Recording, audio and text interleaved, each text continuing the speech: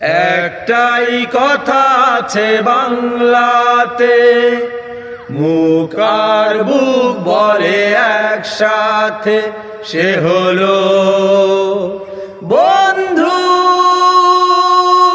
বন্ধু আমার, বন্ধু আমার, একটাই কথা আছে বাংলাতে, মুখ আর বুক বলে একসাথে, সে হলো বন্ধু।